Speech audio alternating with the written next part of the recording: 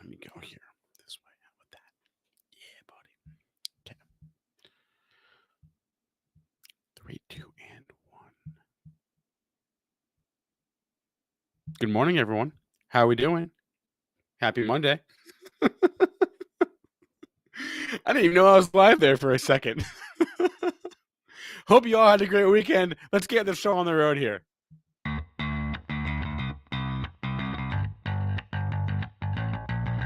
Coming to you live from downtown Detroit, this is Benzinga's PreMarket Prep with your host, Joel Elconin. This is a volatile puppy here, isn't it? And Dennis Dick. I'm bidding a penny. I will buy the stock for a penny. With everything you need to start your trading day.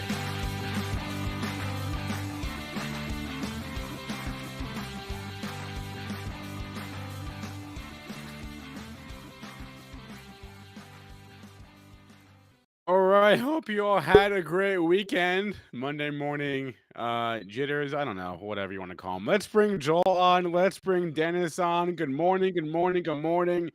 Happy Monday, everyone. We got a lot going on today. We got to talk about China. We got to talk about Bitcoin ETF. We got to talk about new potential COVID vaccine candidate. We got to talk about Zillow. We'll take questions from our chat. Tim Quast is the guest today. Before we get Joel's charts on the screen, you can all hit that like button, please, and thank you. And then after you hit the like button, Joel and Dennis, give the rest of us a rundown. How was it on Saturday? The exclusive event of the year. The second exclusive event of the year. The second one. No, it was awesome. The chat was fantastic, asking great questions. Obviously, we've plowed through a lot of material there. That's why, if you did register for the event, I know a couple people reached out to me and they said I didn't get the recording. I said, check your junk mail.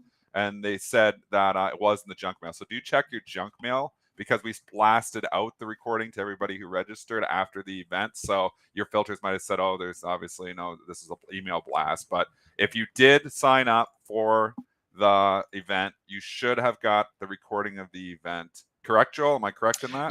Yeah. We're going to try and get that out today. I mean, we can teach you. I thought it was already out. Is it out, the recording of the event?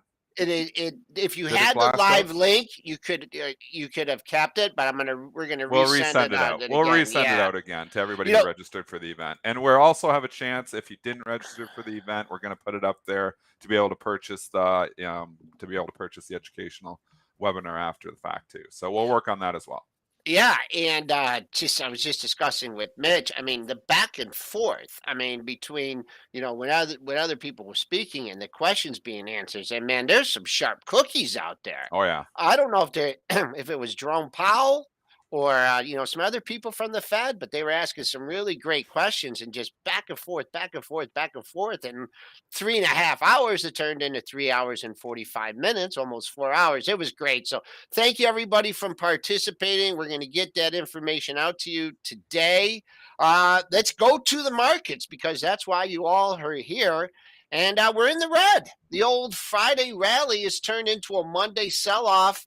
We peaked just above that high at Friday, 67.50 at 69.50. 19 handles in the red. We're through the intraday low from yesterday, folks. So the Globex low, I'm looking at the 43.30 level, but will we ever trade them down another 14 handles from here? Who knows? Crude still going, man. Up $1.07, 82.80. Gold in the red by 350 at 1764.80. Ooh, silver, let's call it flat, down a half a penny, 23.30. Bitcoin, do we have a sell the news scenario here? Down $905 is 61,170. And Ethereum, that's down 131 at 37.48. So Triple D, besides working super hard on your Saturday, how was the remainder of your weekend? Well, it was good. As long as you don't watch any of the Lions game, you feel better about yourself. If you watch any of the Lions game, I mean, they've been close in a few games. This was not one of those. And then you look, we got the Rams coming up. You start looking at the schedule and you're still trying to figure out, well, which game are they winning? Because I've predicted on this show 3 weeks ago when they were 0-3 that they could go 0-17 to be the first team ever to do that. Obviously, their first team ever did to go 0-16. So anyway, so it was a fantastic weekend if you don't watch the Lions. Oilers won, which is good. Yeah, Got a hat okay. trick, so that makes me happy, obviously. So the sports went Sports quite wasn't well okay? from the hockey world, we'll say. In the hockey world, okay. Yeah. I did the most dreaded house thing that you can do this weekend. I did it yesterday. You built one. No, That's no, the no, most no, dreaded no. thing. All right, what is it? I Clean only the do gutters. it. He cleaned the gutters. No, I had someone else do that last week. Lisa won't let me. Lisa won't let me up on the roof. I clean the garage once a year, whether it needs it or not. Right, and I got a new roof. And these guys just pounded on the roof, right? And I didn't cover anything in the garage, and I had just stuff all over the place. Took me 6 hours. 6 hours, Sounds but I fun. did, yeah, and I went through all the archives, and I did find my term paper from my senior year in high school. You know what it was? You know what it was about? Somehow it was Well, I about got an making- A. I got an A, of course. Obviously. Ah, My dad and my sister helped. But you know what it was on? what? Yeah. Stock market. Yes, horse a racing. particular. And the stock market as it relates to horse racing. Yeah, that would be. That would have been tough. The stock market crashed in 1929. Wow. Yeah. What year did you write that? 1930. Yeah, I wanted to write it right after it happened. Well, you all know how old I am. I graduated high school in 1981, probably before Holy, some of I you. was Yeah, barely so born. 1980. 1980. I don't know if I took. I was in super senior honors English, so I don't know if I took that first, second semester, but maybe I'll break that out sometime. But let's go to the markets. We got. How do we not have the Bitcoin ETF as the #1 thing here on the schedule? Because That's what I want to know. because this we're is not, taking over. We and we're talked going about straight. this We're last skipping the Where's vaccine. Enver? Where's Enver? I got you, No, Spencer. Because this is a buy the rumor thing. Dennis, you know we're buying the rumor on Friday. We We've talked been about buying this Bitcoin last for week. a long time. We talked about this last week. It's still the big headline. It's still the big headline here this morning. I'll tell you that. So Bitcoin ETF, we got Tuesday launch. Grayscale or who's all participating in this? ProShares, not How come Grayscale didn't get that? What's going on with that? Well, so Grayscale has to do something. What they have to do is a little bit different. They have to convert. First off, what we're getting tomorrow is a Bitcoin futures ETF. It is just like the USO is to oil, but for Bitcoin. There's gonna be It's some not an rolling in there. ETF that actually holds physical Bitcoin as much as you can. They're going to hold the futures. They're going to hold the futures, and they're going to roll it over every month, just like the GLD and the USO, right? What Grayscale has is a trust that physically owns Bitcoin. They need to convert that to an ETF, but they can't because the SEC hasn't approved that. They've only approved to hold the futures. They've only approved you to hold the futures. So we've got, I think, 2 ProShares and maybe one more set to go live this week. But this was being. We talked about this I feel like a week ago. If you look at the spread between the Bitcoin futures and the Bitcoin spot, I mean, it's gotten wide. What is it right now? Bring it up. What's the Bitcoin futures? What's the spot? Out, Mr. O'Connor. What are we looking at here? The futures. There's some arbitrage opportunities or what? I've been telling you that for a long time. I could take delivery of that Bitcoin. I'll tell you that much. It's not going to be draining my pool. Okay, Bitcoin spot is 60. We'll call it 60,900. Right now it's 61,230. Right, so it's come in. Yeah. But that's the D's contract, right? Oh yeah, you got to go out. If you go out further, then you get here. Okay. Show us. Do you have it in front of you? Yeah. Maybe I'm going to become a Bitcoin futures arbitrage trader. So if you go out further, yeah. I don't know what the symbol is on TradeStation, but I can get it on Thinkorswim here. If you go out to the I don't know, if you go out to the November, you get the futures at 61.7 right now. If you go out to the if you go out to the February, yeah, you get almost 63,000. If you go out to the January, 62.5. Right? So, if you go out to the March, it's almost 63. I've thought 10 seconds about this, so obviously, there's considerations here. the fees to hold and the physical Bitcoin. So if you're going to go hold the physical Bitcoin, one, you have risk. I see the people on TV that obviously have the Coinbase account and just accidentally sent their email out and boom, all their Bitcoin's gone. I mean, you run that risk all the time if you're holding physical Bitcoin that somehow, obviously if you're not smart about it, you can get hacked and your Bitcoins are gone. I'm assuming if you own the futures that's not going to be as much of your problem, I would hope. Since this is tracking it. So maybe that's why the premium is there. It's not like when you look at the oil, you can't just say, oh, it's like oil and this huge rollover, because you can't take physical delivery of a barrel of oil. It just, what are you going to do with it? So the physical delivery isn't an issue here. It's probably just more of, those other risks that are involved with maybe holding the physical Bitcoin, why you have that futures premium. So it's not an insane premium. I mean, you're going out 6 months and you're saying it's $2,000 higher. I'd say, why not? If you're comfortable holding the physical Bitcoin, yeah. Why am I going to buy futures at 63,000 when I buy the physical Bitcoin at 61? So the arbitrageurs would, I guess, short the futures, buy the physical Bitcoin, and then obviously, they've got the Bitcoin with the delivery. So I don't know what other risks. Again, I'm not a crypto trader. I've never actually made a crypto trade in a crypto account. So there may be some other things that, maybe there's some fees in there that are hidden with making the transactions and stuff. So maybe the physical Bitcoin people can help me with that too. But and Shizzy's saying I'm an idiot. There's no risk in a hardware wallet. But I'm just saying that people who don't, Shizzy, if you don't trade Bitcoin, like I don't trade Bitcoin, and a lot of people don't trade Bitcoin, you just want to hold the futures. You don't have to figure all that other stuff out. So maybe it's just paying the people who are actually doing their research and going. But I will also say hackers are good, and we can say you can't hack. It's unhackable, unhackable, unhackable. I mean, if somebody gets your code or somebody gets your email, somebody holds a gun to your head and say, "Give me your code, or I'm going to shoot you." You might give them your numbers. So and then it's just gone. So I mean, maybe those are risks involved that other people are saying. Again, I'm not a crypto trader, but I'm just trying to justify a difference between the price of the futures and the price. And obviously, also involved is the time value of money. So that's one consideration as well. Which isn't much. Well, it's becoming more though.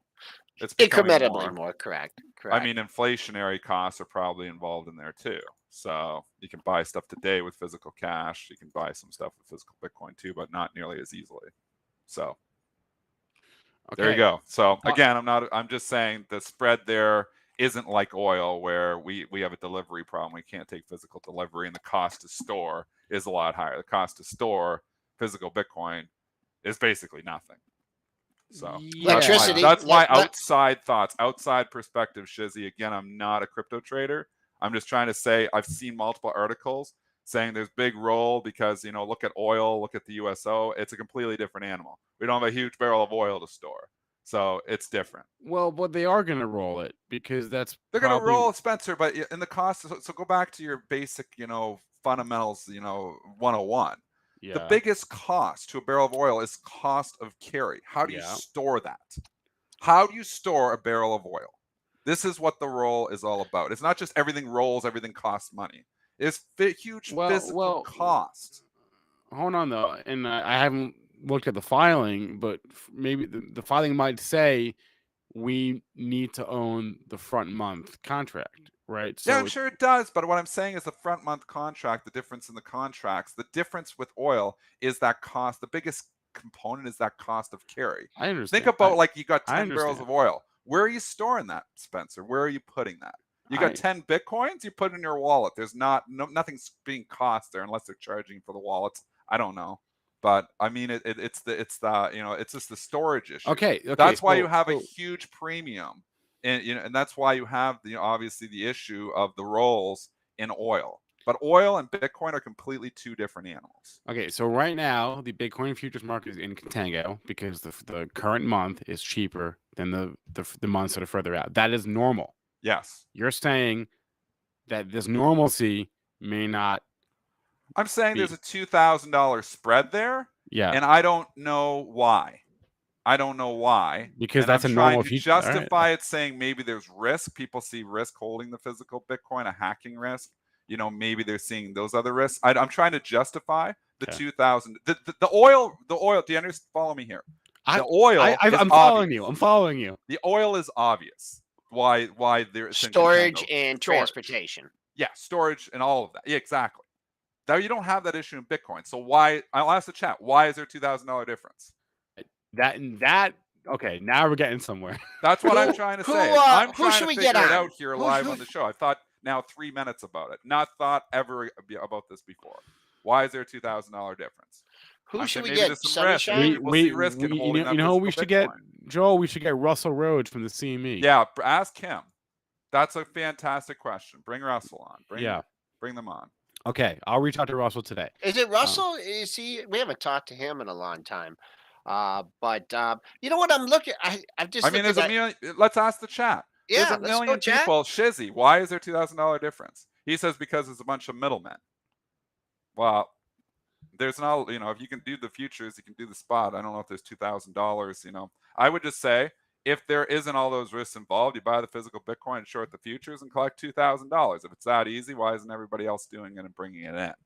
So I think there's something in there that I don't know. Russell would be an excellent person to ask that question to.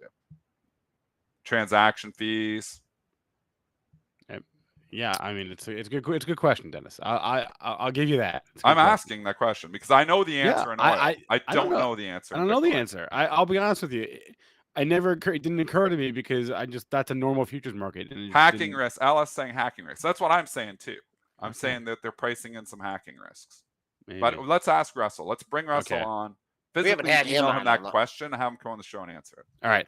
Can we talk about what I thought would be the biggest story of the day, aside from the Bitcoin ETF, obviously? 17 minutes later, sure. Is we have a new COVID vaccine. If you look at your top gainers today, what's up, what's down? Your top two gainers are COVID vaccine related. Ticker VALN is your big one. Valneva. And they're one of their suppliers is Dynavax, ticker DVAX, which I think Mark Chaikin has mentioned to us. But Valneva had phase 3 results of their COVID vaccine candidate, and it was apparently very effective. So both Valneva, VALN, and DVAX are trading higher. The trial met both its primary endpoints. And in the U.S., we have three vaccines that are approved. And symbol me again. VALN. VALN. Okay. And in other parts of the world, they have more vaccines. They're using AstraZeneca. They're using the Sputnik out of Russia. This could be yet another one. Just my initial thoughts here, and Dennis, I'll let you take it away from that. Is don't get merked on this one. I just you saw the price action in Merck. It held up for a couple days and then collapsed. So this is a nice move. You got over $40 in the pre-market. So, make sure you take out that pre-market high of 40, just over 40. Where is that? 40.70. You take that out, who knows how high it's going to go. But right now, it's leaking, and Merck had some crazy trading action afterwards, but we know what happened to Merck. I mean, there's a lot out there, and they're all going to be cutting at each other's profits. I see DVAX is not moving as much. Triple D, what are you seeing out there? I wouldn't buy a bounce like this on a vaccine news. I mean, and you can see the market's response. We don't care about vaccine news anymore. The market cares zero about new, but we have vaccines coming out. They're everywhere. Vaccines are everywhere. Do we need another one right now? Probably not. We can't get the people to take the ones that are currently out there. Good. The last thing we need is more vaccine. The market cares nothing about a new vaccine. It cares on this stock, the specific stock. Stock's getting a pop. I think it fizzles away and eventually leaks a lot of it back down. So not a fan of chasing this VALN move up 31%. I don't think you're going to see a big reopening trade because we have another vaccine, because we have vaccines everywhere. Merck was a completely different story because it was a solution to somebody who actually has it. Yeah, completely different. Vaccine news.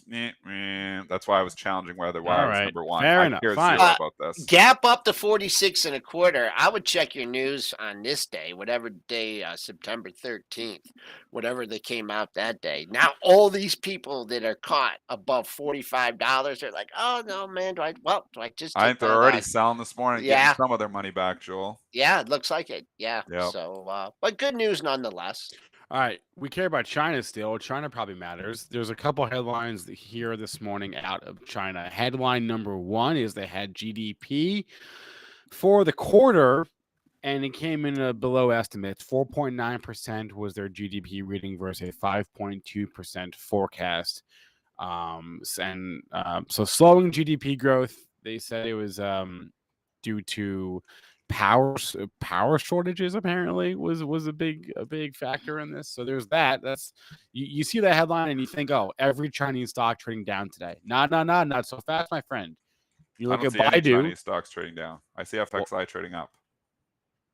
Well, I didn't finish. I'm challenging everything today. You are, man.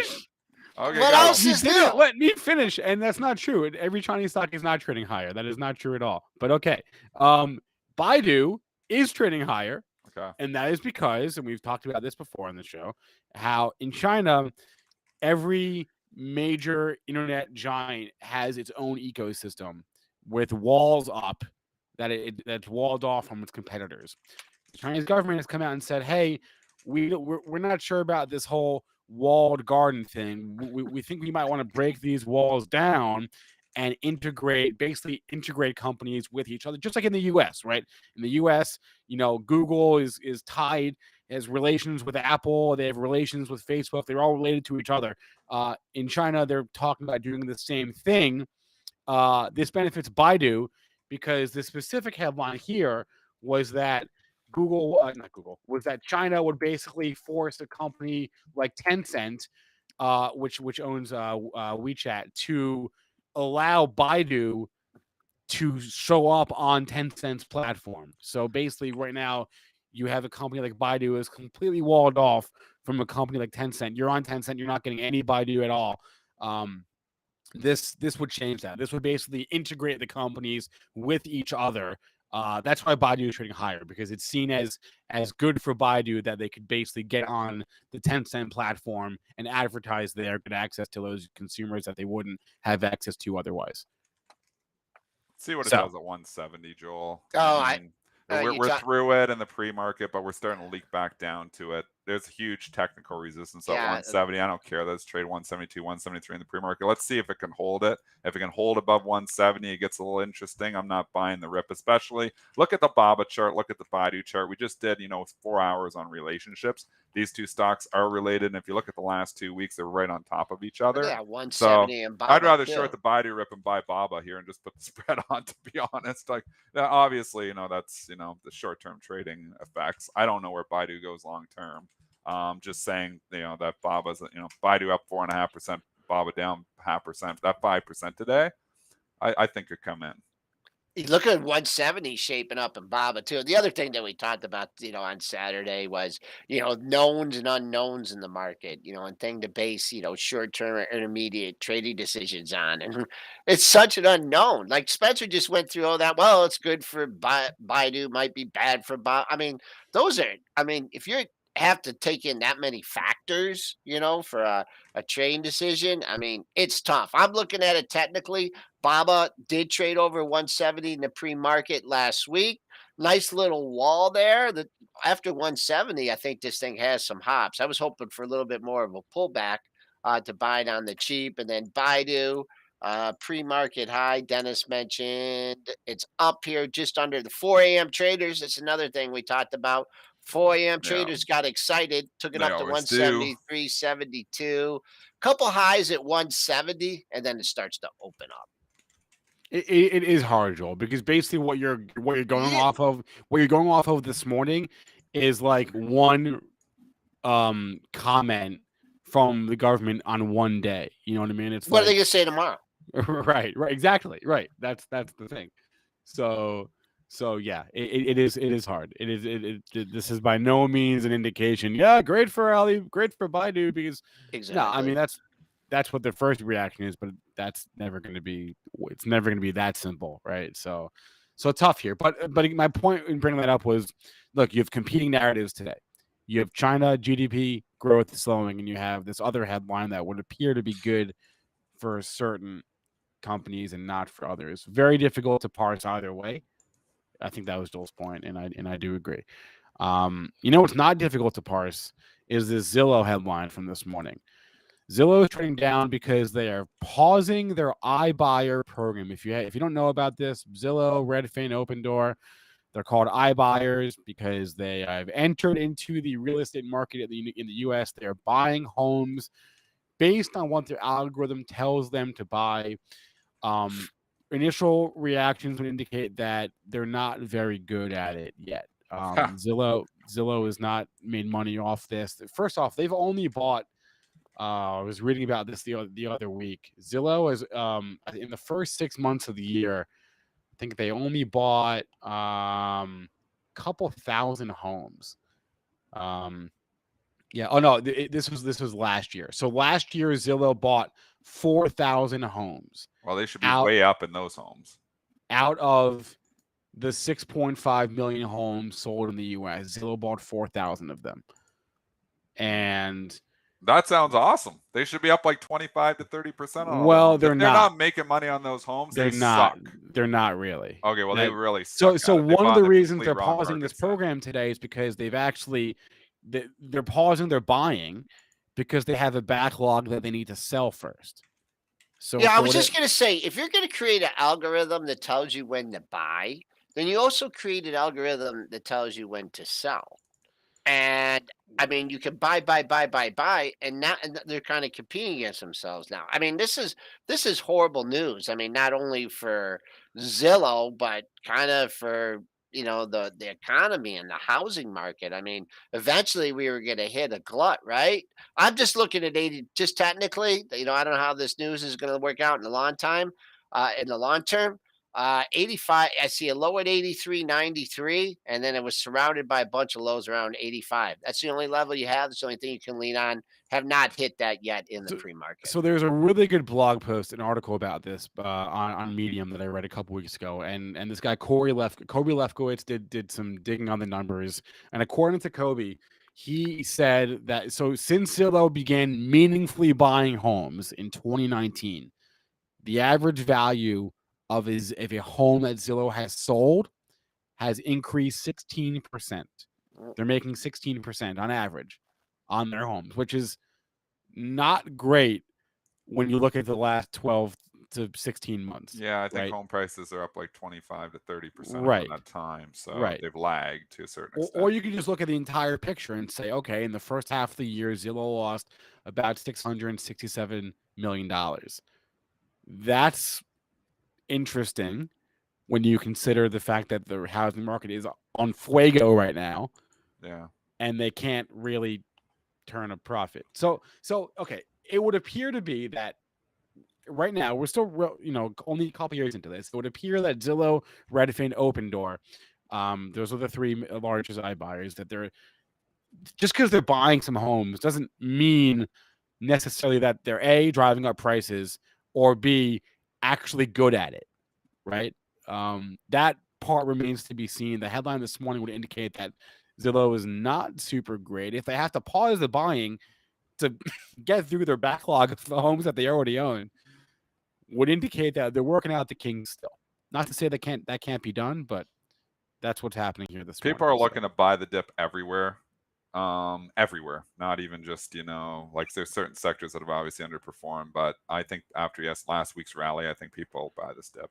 I don't even care about the headline. I just think that there's a lot of support at 85. You're 86.5 on ZG here this morning. You can look, obviously we talk the share class arbitrage a little bit on the weekend too, but Zebra, ZG, pick your poison. There's major support down there for ZG around 84, 85. Same thing for ZG, so lots of Z's in there. I think people buy the dip. Just as Domino's Pizza, they bought the dip. I like the business Domino's Pizza much better. Although did you see they sold it right away? Yeah, I sold it back off too. Yeah, so that was interesting in itself. So again, don't chase. The main reason, main thing here is don't chase. Even IWM today. So you had SPY looks pretty darn good from Friday. IWM did not look good on Friday and actually closed fairly weak. We had some separation happening there again. So IWM, I like back down to 220. I don't know if you're going to get all the way back down there, but I am looking. I do believe Spencer Israel's thesis that we're going to be at new all-time highs by the end of the year is going to hold. That's my opinion. I'm looking to buy dips on everything. I'd even be considering buying the dip on Z and ZG, leaning on the lows of the move. Wow. I did not expect that coming. You didn't expect me to buy the dip. Well, on Zillow. not on Zillow. Not on Zillow. And again, I wish it wasn't Zillow, Spencer. I'm just at this point right now where I think they buy the dip on everything. All right. Mitch, what's up? Hey, so I think money money managers will buy the dip on this just because they're looking to buy the dip on stuff. I think what's going on here is more of a buyer's situation than a Zillow situation. I think what's going on here is loans are getting harder and harder to get, even though rates are lower. So they're requiring more on the credit side and the requirements for income, because I think banks are concerned, even though there's low interest, they just don't want to be passing out loans. Yeah, I mean that could be. Yeah, I mean the down payment is the barrier to entry right now. It's not. They don't want to give loans based on the valuations that are coming out now, because a house that you could have bought for $400,000 and got a loan for, now you're paying $575,000 for. Did it really? Their are the appraisals going to keep going up like that? I mean, well, there is a narrative out there that Zillow is responsible for driving up prices in certain markets, which when you look at the actual quantity of homes that Zillow has bought, doesn't really hold water. But it's a convenient scapegoat. Then again, as the chat noted, could also just blame it on private equity because everyone's buying homes. So. Just from a fundamental perspective, when I had the discussion with Gene and Gene Munster and Sean Udall, Sean liked the open, Gene liked the Z. I think they were neutral on Redfin, but their thesis was, and it didn't have anything to do with them, buying up houses and trying to flip houses. Their thesis is that they were going to get a bigger piece of the pie, that more people were going to be, you young kids like you are going to be using these platforms as opposed to using your traditional brokers. Possible. And they're just going to get a bigger piece. It's kind of like Tesla. Is Tesla going to have 100% of the EV market? No. Yeah. But if they keep getting a bigger percentage of people buying cars, then that's good for the company. So that's a long-term thesis. You can put that in your pipe and smoke it, but that they're just looking them to increase their market share. That's 3 minutes. Let's go on. And Zillow, too long. Talk too long. Well, you talked about the Bitcoin ETF Zillow, for 10 minutes on your 30 seconds thought. Dennis, what do you want to talk about? Well, yeah. Let's go. You know what? Let's go talk AMC. Let's go AMC? talk. All right. Okay. Mitch was a great call last week. Mitch alerted us 3 days ago that it started to look perky. Joel said it too. No. Joel said it. Joel said it. Mitch said it too. Mitch and Joel. Because we're calls. Look how nice I am. We'll be honest. I said it Friday. Joel said it Monday. Wait, like this Monday? No, last Monday. Oh, yeah, okay, last so Monday. it He said it on Monday, and I had brought it up on live trading nice Friday, double bottom, the week prior. 12. Anything you trade technically. Long term AMC, I still understand it, but I'll tell you, it's separated from all fundamentals. All that matters is the technicals. The technicals are looking okay. There was a dip Friday night. And it was dipping down $1.50 Friday night. I don't even know why, but it was a buy the dip opportunity, and AMC's moving higher here too. I'm not saying load the boat in AMC. I'm just saying these apes. Weekend catalyst, Spencer, right? Yeah, and Spencer Israel went to a movie. Okay, fine. Did you see Nicole Kidman there? Are we about to have like a moral debate here? What movie did you see? Because we did go to the movies over the weekend. I wore, before anyone says anything, we both wore masks the entire time. Get them. And before we even went, you can buy your tickets online ahead of time. We didn't do that, but we looked at like the seat map. Let's see how many people were there. We went to see James Bond, and we looked at the seat map, and like as of 3 hours before showtime, 90% of the seats had not been purchased yet. So we thought, okay, it won't be crowded, and we were right. It really wasn't. It wasn't that crowded, but we did go. If anyone wants to shame me for it, go ahead. Our quarantine is over. Why are you at work? Over, right? You're not even sick anymore. Yeah. Why are you at work? You guys are at work. Yeah. I figured I should probably ask someone before I just showed up. But you go to the movies. but I went to the movies exactly. The quarantine's up. You're not sick. I mean, I don't know when you're officially COVID free, or what they say you're COVID free. But it's Dennis. It's months. The doctor said it could be like it could be months before I have. But if you the don't have ability- any symptoms and you're not Right. coughing all over the place, Right, and, exactly. and the doctors say your quarantine's over, I guess you got to go with that. That's So- exactly. So anyway, I am your weekend catalyst. We saw James Bond. It was a half hour too long, but it was pretty good otherwise. Let's see what the chart says. Okay, and just real quickly, no one can steal this from me because I'm the first to do it. This is the ape formation here. It's a new technical term. They're going to put it in Edwards and McGee. And this is when, you have a big sell-off and then it just kind of buys a bunch of lows in the same area, a little consolidation. This is only specific to AMC. So this is the ape formation right here. And then he's got the ape formation down to us. There it Joel is. Alcon has coined this. The Yeah, ape no, formation. next week y'all will be claiming it, but Kramer will be claiming it next week. Oh yeah, let's The tune ape it in right formation, for now. Sure. 41. Someone's taking some profits here. 41. Not much here on the dailies. My next daily high 41.95. So that's all I can say about it technically. Going into today's session. All right, it's 8:36 on a Monday. You guys Tim's got to save the show. sanity. If there's anybody. Tim Quast saved the show, apparently. If there Good is morning, anyone sir. who can save this show from being one of the worst in our history, it's Tim Quast. You need to save this show. We've argued about Bitcoin, roll, and tank. You argued with everybody, Dennis. I mean, I'm in an arguing and feisty kind of You're mood. the I'll tell fight you, with I won't Tim. argue with Tim. I'm going on mute. Fight with Tim. No. Joel, I'm going to join I love you. Tim. I won't fight with Tim. I'm going to join Me and Joel Tim have been mute. on the same page for a decade here. That's right. That's Tim, right. Tim, bring us in. I'm just gonna mute myself and let Tim talk so we save the show. Me too.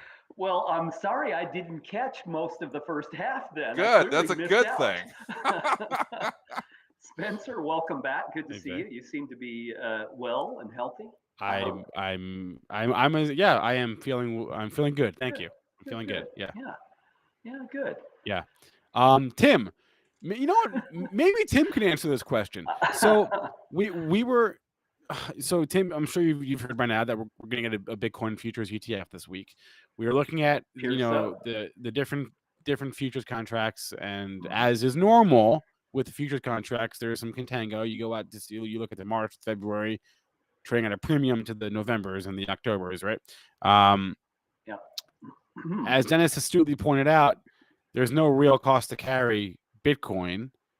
So why do you suppose the Bitcoin futures market is trading just like the oil futures market and the gold futures market when it's not a physical good physical oil that barrel you, to hold? in theory, you could take possession of if you were to hold it through expiration? Well, I suppose you could take possession of Bitcoin too. Well, that's right. That's what we're saying. It's easier to take possession. So we see a $2,000 spread in Bitcoin, between the futures and the spot. And I'm like, okay, I'm not a crypto trader. So, I've tried to speculate earlier, but, I was wondering, and maybe you're not a crypto trader either, but I don't know why. I'm not, but it's interesting. The discussion of derivatives is always informative. And maybe it's just as simple as this, that people don't really understand futures. Particularly this crowd that's trading cryptocurrencies. They don't understand futures, and it's that's concerning. It's concerning that an exchange traded fund, which is a genius idea. We've talked about this before. That they were created by commodity traders, and that's an interesting juxtaposition. ETFs were created by commodity traders from futures. State Street. Right. Well, they're right. So the idea behind exchange traded funds was, well, wouldn't it be awesome if we could trade the warehouse receipt instead of actually moving stuff in and out of the warehouse? That was the whole idea behind exchange traded funds. So they're cousins already, ETFs and futures, but most people don't understand them. Most people don't understand exchange traded funds either. So I yeah. think you believe that there's going to be greater demand because of this ETF, and so everybody plows into the futures as far out as they can. I think it's that simple. Do you know that the futures on the market, you get fully margined? You have to put out the full amount. There's no, like There's no 5, 10, or there is no 50. margin. You have to put the full You amount out. have to put the full amount up. So Okay. you got to be a player with some big money, even to just trade one contract there, right? So I just And wanted I to mean, throw that that's the in big there. edge too. That we know Right. if there was Right. fully margin, you'd say, okay, yeah, you don't have to put the full amount up, so you can get exposure to more in that way. But when it's full, that doesn't tell the reason for the $2,000 difference either. Yeah. Right. Well, it's supply and demand to me. That's a nice linkage between market structure edge and these markets. It's all about, that's really what we come back to. It's supply and demand, and the trouble with understanding supply and demand's effect on derivatives is that they're implied demand and implied supply that may or may not actually manifest at the time, and that's what gets confusing. And of course, today new options are trading. So the options that were for October expiration lapsed on Friday and settled Saturday morning. So now there's a new series that's trading. And all of this stuff comes back to me to supply and demand. I always like to talk about the thing for traders to keep in mind, just so that you're aware, you're prudent, you're well informed. It's good to know what you're doing. That mortgage-backed securities back in 2006 became a way for the residential mortgage market to absorb a lot more demand for the underlying supply. And the trouble with that is when the prices of residential mortgages stopped rising, then all of that implied demand got written to zero. That's always the risk with a derivative instrument. And I've got nothing against ETFs and futures and so on. I just think that you should understand that. And that when prices become uncertain, now we've added an element of magnitude potentially, if this continues on the course that it appears to be on, to the cryptocurrency market by introducing implied supply and demand that can be marked to zero. This is how you increase volatility in markets. On that happy note, let's go into the markets. Let's go in. Yeah, obviously, we can go into some individual stocks. Maybe we should just check out some individual stocks this week. We got Netflix. Let's go to Netflix. We got Netflix going to report tomorrow. Tesla's going to report Wednesday. Let's look at the market structure here. Break down Netflix Tesla for us. And drum roll, we have officially launched Market Structure Edge 2.0. So nice. that will become the platform as of a week from now. And the principal difference is that we've made it very easy to understand supply and demand. That's the whole point here. So everything now will be supply and demand. Noticed on my graph here for the October 18 Benzinga portfolio, where demand is rising and supply is falling, that's what we want to put all the focus on. It's supply and demand and understanding the underlying motivation. This is the challenge for technical charting to me. It's that we don't know what the motivation of the money behind the prices is. It would be good to know that because they don't have the same purpose and time horizon. But we can now just go through here and I can look at everything. If I want to look at Tilray and compare it to STEM, I can immediately see those comparisons and see what the supply demand differences are. So it makes it very quick and easy. So let's go look at Netflix. And Tesla's, again, Tesla has never ceased to be an extraordinary market component. So here's Netflix from a supply demand perspective. So demand has peaked. That's what happens when it begins to come down, but it's still way above 5, and the supply side continues to fall. It was very high. I mean, the reason the price stopped rising right here is because short volume was over 50% and way above trend. So price stopped rising.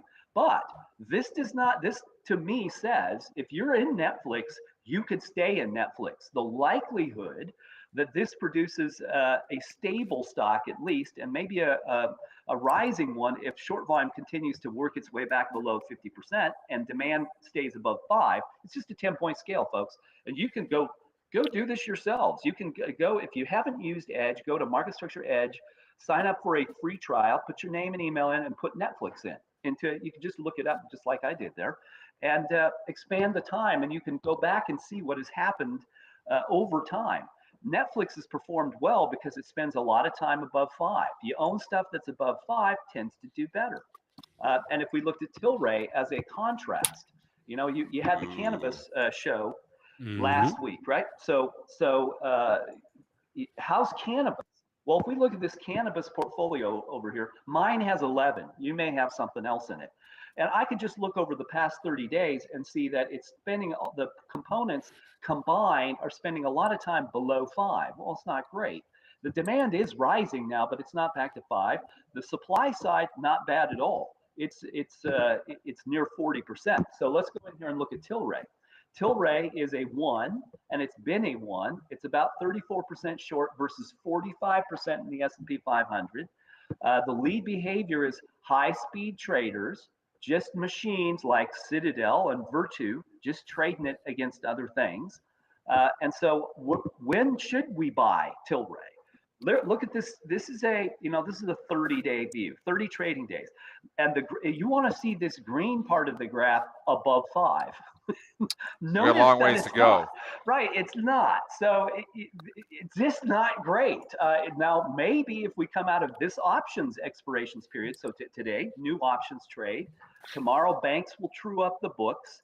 Wednesday are volatility expirations. Very important to know about that, because everybody will reset their volatility trades. That's both low volatility. I might say, I've got some JP Morgan funds through my financial advisors that are meant to track the S&P 500, but at 50% less volatility. Well, that involves derivatives that are designed to take out some of the volatility or offset it with some premiums, options premiums. So if that stuff picks up, maybe there's an opportunity in Tilray, but don't buy Tilray right now.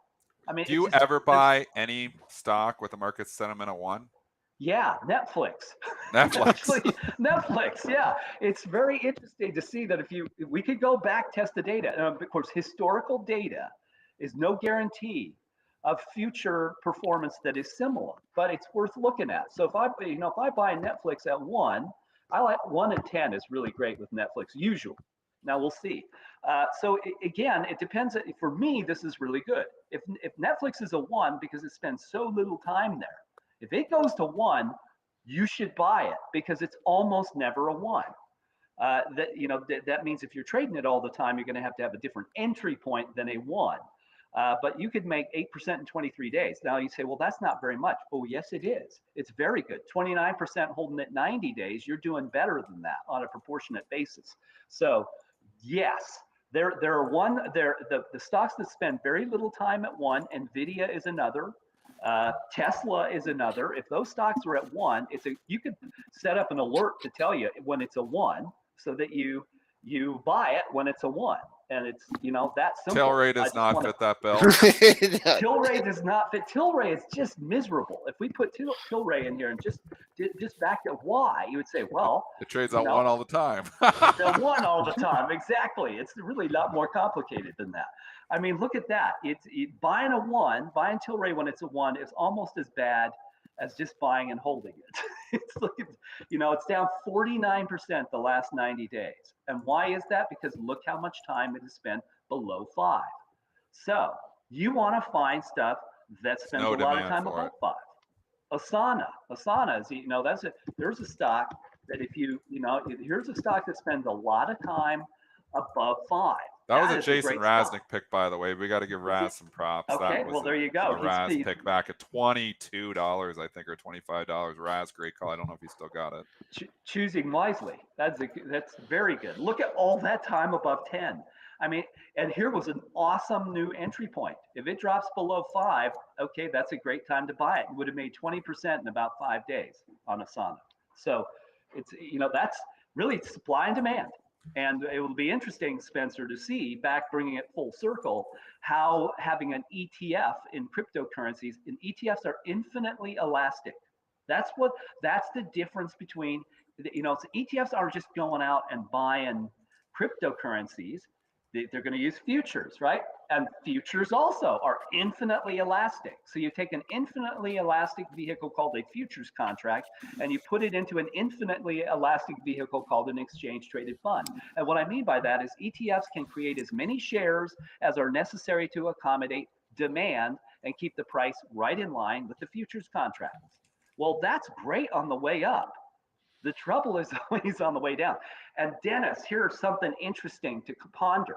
So I've been noting in my own trades that the likelihood that my trades are fragmented into fractions of pennies are 10 times higher on the way up than on the way down than the way up.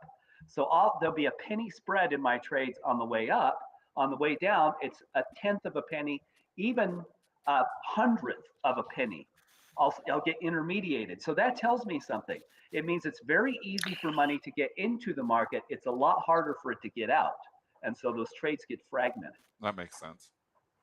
Yeah. And there's a couple questions for Tim in the chat. Tim, I believe we've got you on the calendar on the Power Hour this Friday, I think. Okay. So All right. we'll save those questions. Everyone tune into that. Some power. I just want to ask you one question here, because Yeah. we talk about entries and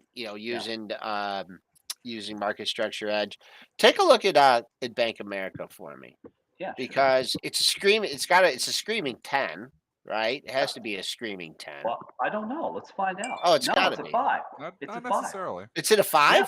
It's a 5, and it spends a lot of time at 5, which is interesting. What do you do with stocks that spend a lot of time at 5? Hold them during periods of market basing. So if Tesla stops rising, go to the 5s, like Costco.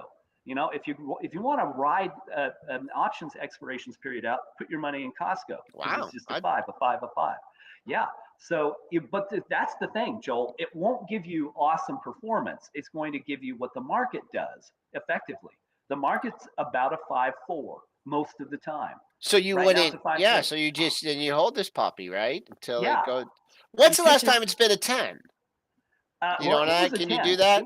It was a 10 right here. So it was a 10 at the month-end transition. Now, why was that? Well, because the market was very volatile, remember? So if we look at the broad market sentiment at the transition from September to October, look at it. We got clocked, right? So this was the market right there.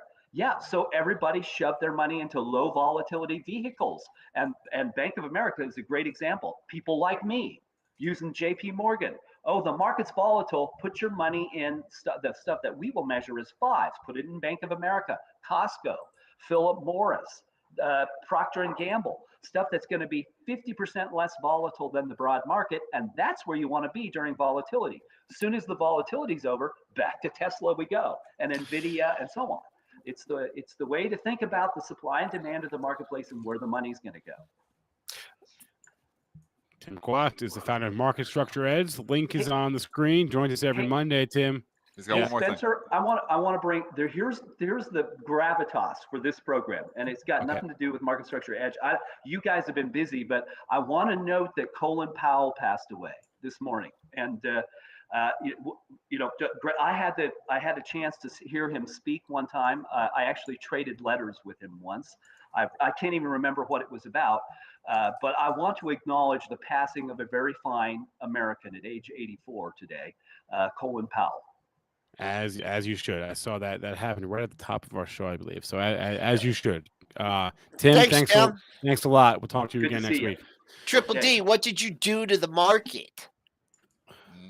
Didn't buy, I guess, was the problem there. We got supply, no demand. Look at this. Another that was just like another 7-8 point leg down. I'm not sure. We got solemn balances. 440, 441. So again, we had 3-day ripper here. Up 120 points. It went further than I thought because on the morning, on Friday morning show, I thought it was overdone and we continued to rip higher here. So now we're getting the pullback, a little bit of the pullback anyways. I do believe you're looking at dips to buy here. Honestly, I think you're going to be looking at, I think this market has still got new highs on the brain here. And I think you're buying the pullback not only in SPY here this morning, and IWM as well. Now, again, we've run a long way, so I'd rather get SPY down at 440, but there's individual stocks that are probably going to give you some levels. So I don't see much on SPY, but there's definitely some individual stocks that are probably going to get you some levels. And what about gold? What about Spencer's gold trade? Are you interested in buying gold here? Giving you the second shot right now, Spencer. Here you go. You're right back down to where you were talking about. And then 3 days ago, we thought you missed it. Oh, you didn't miss it. Gives you another chance. You're right, Dennis. You're Silver right. 2 coming back in a little bit. Under pressure.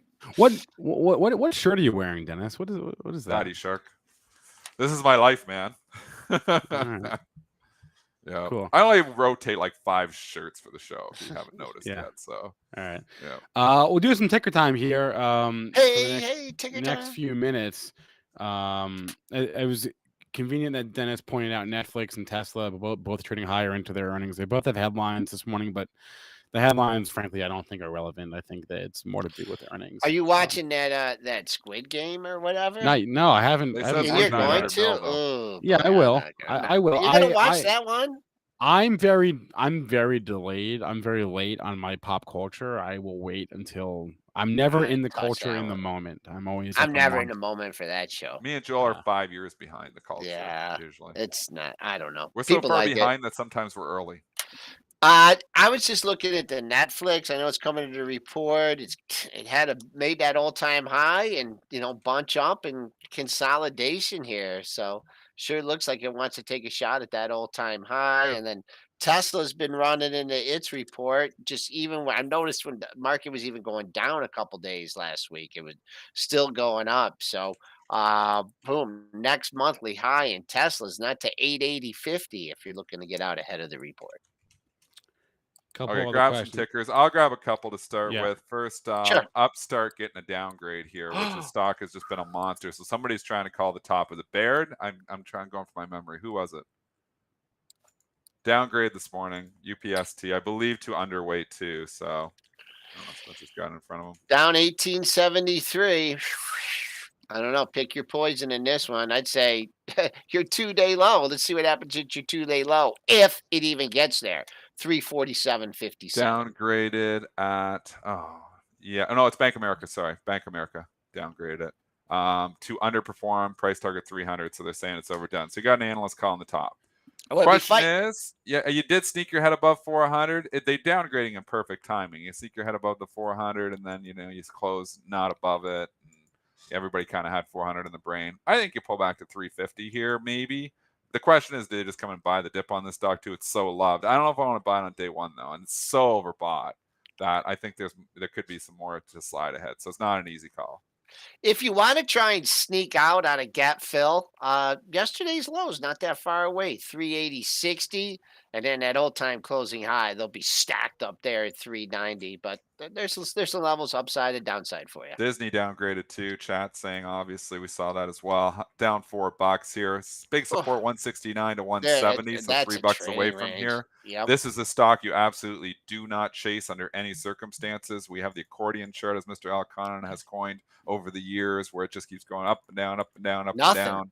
Yeah, middle of nowhere. It's just in a range. You buy, like, if you're playing the range, it's 168 to 185. So you're coming closer to the bottom of the range here now. I wouldn't be selling it down here. But, I mean, the Disney Plus is the wild card. And like I've said, I've poo-pooed that quite a bit here lately, that they just don't have the content there. And if they start losing subscribers there, Disney could actually take a hit. There was also the report last week that was swiftly denied that they're maybe trying to spin off ESPN. So ESPN's worth not much anyways, in my opinion. It is not. What about US Steel? Also downgraded this morning. I forget. Cyclical Morgan Stanley taking it to sell, from buy to sell. So that's a big lowering flip. The price target to 17. I've been wanting to buy US Steel. I bought Cleveland Cliffs. I've been wanting to buy US Steel too. I'm not going to probably buy on the day it's downgraded here to sell, because that can spook the street, but you got support down there in the low 20s.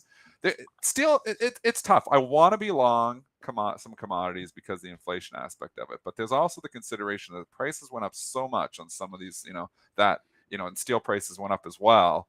Are we at a point where some construction projects get put on hold just due to increased, material costs? That's a question. I mean, I've got a friend, that does, big quoting for, major construction projects. And he said that this one company that he was quoting for was a $450 million project just 6 months ago. They requoted it now, $650 million. Not a joke. So I'm like, what do they do? I'm like, well, in this case, they had to go through with it. But there's definitely going to be some, are you going to start to see some construction projects, major construction projects, get put on the back burner when construction costs are up 20-30% over the course of the last year? That might happen. So infrastructure bill is a wild card here too.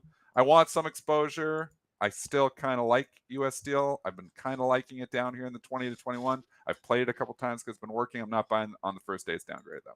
All right, boom, 20.5. Dennis mentioned the area. There's a lot of symbols here we missed. I'm going to hop over PreMarketPrep.com and cover those. So take it away, guys. All right, I'm gonna stay on for just a second. There's a couple things I want to cover here. A few people in the chat talked about Bakkt, BAKKT, the crypto exchange, which is going public via SPAC. That SPAC conversion starts today. So today the ticker will be BKKT. The old ticker what was the ticker on that one before? VIH. That was VIH.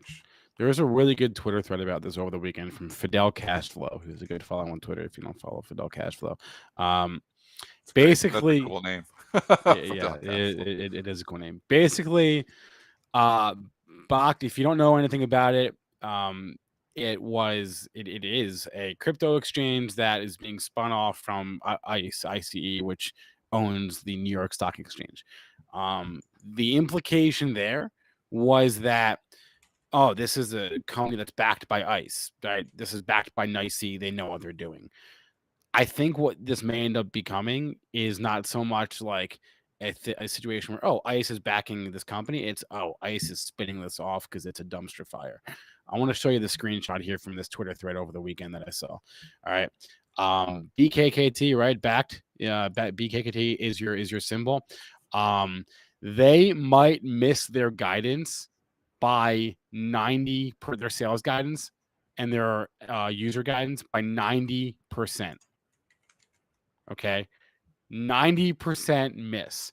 In March, in January, the company guided revenues for the year of $900 million on 9 million users. It looks now they could miss those numbers by 90%. Full disclosure, I don't know like I want to get down and dirty in this anytime soon. Full disclosure, I don't know where this screenshot is from. It's obviously from some sort of analyst note. I don't know what. It doesn't say. But this looks like kind of a dumpster fire. Here's a screenshot of Google search terms or Google search trends for Bakkt and Bakkt app going back to October of last year. Okay. This does not look great. This is a company that's going public with a $2 billion market cap. And you can see the trading this morning. I'll pull up. I don't know it's if you $9.40. So yeah. It's just trading kind of flat from where I guess it went off the board at $9.36. So it's trading. I don't know. Those numbers scare me away. So I know nothing about this. But you're not winning me at hello on this one. I'm not trying. I'm trying to lose you at hello. You're trying to lose me at hello. Trying to lose you at hello. You lost me at hello. So yeah. And I also wanted to bring up earnings calendar. Obviously, this week is the start of big earnings week. We didn't really cover any this morning. We had Albertsons and State Street, but tomorrow is the first really big day of the season. Tomorrow morning, we've got Johnson & Johnson. We've got Procter & Gamble. We've got Philip Morris. This is a calendar, but Netflix tomorrow afternoon, United Airlines, Tesla later in the week, Snapchat later in the week, Chipotle, Intel, Verizon, IBM, Southwest. You got like 50 freaking big reports. Names. It's a big week. Tesla, Netflix, Intel, PayPal, some of the big names, Snap. So, and then obviously the next week we're going to get into mega cap tech. So earnings season's in it. We're getting into the thick of it. We're going to start getting in the thick of it. So it's exciting. Yep, exactly. So I wanted to bring that on your radar. And there's a couple more ratings this morning that we didn't get to real quick. I thought I saw some more. I'm gonna pull them up in the Pro right now, or go back to it in the Pro. We talked about US Steel, Disney, and Upstart. Those are the three that I had. The big ones. I thought I saw another one. Disney and Upstart. There was another space downgrade. Oh man, to sell. I saw that one too. Yep, Actually, there was it's UBS down to tough sell in chart. space. SPCE. 15 to 16 on space. That's what I like better than. That's where I originally got in. I like the 15 to 16 area. So I think you've come this far. You might have a date with 15 to 16. So I think if you're buying at 19, you could be early. Just my Last thing I wanted to say was I don't know if you all been following the story with John Deere, but the strike. The strike. I was reading about that over the weekend. It does not look good for the company. There are people talking. I guess there was apparently a big strike in the 80s, and this is drawing a lot of parallels to that. They had their office workers in their production facilities doing that stuff. It sounds like a train wreck. And the market shrugged it off on Thursday. So we saw this Thursday morning where they were really, the strike was happening, and Deere was actually trading down $10 on that news. And we saw them buy the dip on that huge level 322. So they were selling it right into major support. That was the low back from, June. And a lot of people, even myself, sometimes poo-poo the technicals. The technicals worked like a charm on this Deere. The major support held. You're coming back up now. I think on dips, you still buy Deere. Really? Yep. Wow. Yep. All right. You're really, I'm fairly consistent. You really are buying dips and selling rips. I'm not even concerned what the company is at this point in time. It's been buying the dip and selling the rip isn't working so well. I'm just applying it to everything. You are indiscriminately buying every dip. I'm indiscriminately buying dips and selling rips. Pretty much. Unless it's like a headline like space, where I'm not buying the dip on space today. Wow. All right. I'm going though. Everyone, thanks for great chat here today, keeping me in line. We'll see you guys. Right. Before we go into kind of the week's wrap up, I just want to really quickly put some areas on people's charts or radars. Specialty retail is definitely an area that I'd pay attention to. I know that we have our supply chain issues, but for some reason, Amazon's looking really good for a breakout. If you look at that last candle on Friday, I actually really like that candle. It's whenever I feel like some people were getting bearish on Amazon, all of a sudden it has a strong candle, it could take off, at least I feel. So Amazon's one to put on your radar. Meli, MELI. I like that chart. And then if we go into smaller specialty retailers like Best Buy, Wayfair, Overstock, Ulta is a really good one. The makeup maker or the makeup retailer. Is that an all-time high? Look at that one. Well, what the hell was that? What is that? It's near an all-time high from August. I'm pretty sure that was earnings. Oh. And so I'm going to continue to expect to see that one up. DKS, BGFV. So those are some that you can watch, and some industries to keep on watch right now. I like shipping to see if it's going to come back. UPS, FedEx. You could also keep your eyes on department stores. KSS looking to fill the gap. Macy's looking strong there. Trucking is interesting. That's an industry that most people don't pay attention to, doing really well. USAK is a name in there. And the name that I'll give to maybe for a laggard play is BEST. That's best. Diversified. I don't know either of these. There you go. You see, I got you. Yeah. All right. I'm bringing you some research that I did on the weekend. All right. Diversified industrials, not looking too bad. GE is my play in there. I'm actually starting to like the play, Spencer. Look at the monthly chart. I already lost money in GE. I don't need to lose more money in GE. All right, so not a bad one for you then. Maybe look at the railroads for you. TRN GBX. TRN and what was the other one? GBX. GBX. Okay. So those are some other areas that I've been looking. I've been seeing the railroads actually really break out. If you look at the major ones, you'll see they're leading. These are more laggard plays, and I'm going to see if they can continue to move. They're not the biggest moves. You're talking about maybe, the returns on these are like 5-10% versus like, big momentum stock that moves like 20 or 30%. But I do like the names. And then in auto, this one's an interesting one. Look at race. Okay. I normally would never. You're going give to a this race chart this out, week, aren't you? I am going to a race. I'm going to Austin Grand Prix. Nice. So Look at that chart. That chart looks interesting, right? Yeah, it doesn't look terrible. Maybe you don't look at the names. You're just looking at the chart. I mean, it doesn't look bad. No, it doesn't look bad at all. I mean, it's Ferrari, right? It's stable. It's steady, I think.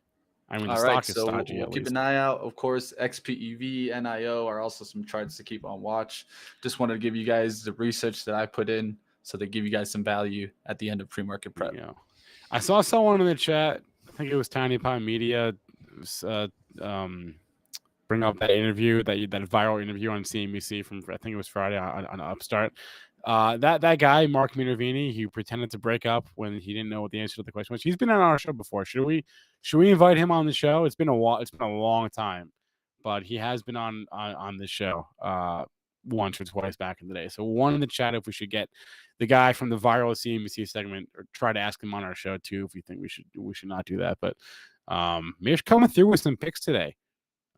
Can't say I like them all, but some of them at least were new for me. So thanks a lot for that, Mitch. I'm seeing some ones in the chat. Okay, maybe I'll email. Maybe I'll reach out to Mark. Like, hey man, do you want like a mulligan on that, or what? Can I ask you what Upstart does? It was pretty funny.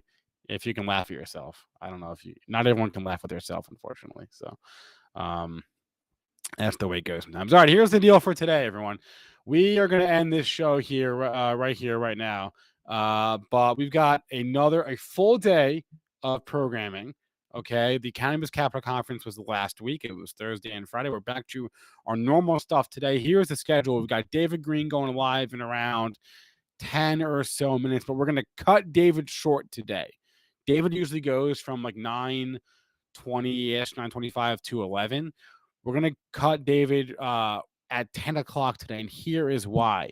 We're doing a new show today. It's going to be every Monday at 10 a.m. Futures trading with Ninja Trader. It's going to be a half-hour show all about futures. Okay, we talked about futures a lot today, right? Vis-a-vis the Bitcoin ETF. We're going to talk more about futures. If you don't know anything about futures, or even if you do, it's going to be a show devoted to futures. We've got an expert from Ninja Trader on with me. We're going to do a little bit of education and also just more analysis, right? Here is what the market's doing today. He trades everything. Any future, he trades it all, this guy. So 10 o'clock Eastern time today, right here on this channel, future trading with Ninja Trader, myself, and their expert. And it's a new show. We're trying something out, right? We're always trying new things. So that'll be at 10 o'clock today.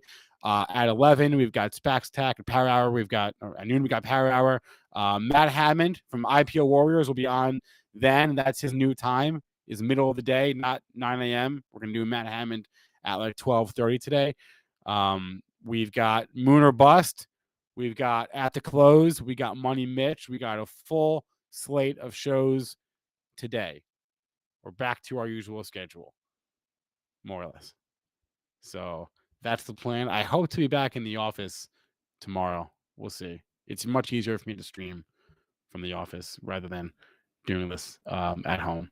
So thanks to everyone in the chat for the engagement, as always. Even the people that are not so nice, we appreciate them. I appreciate you. Yeah, how many likes are we at? We're at not even 300 likes. Can we get to 350 is my question. That's not a very high bar to clear.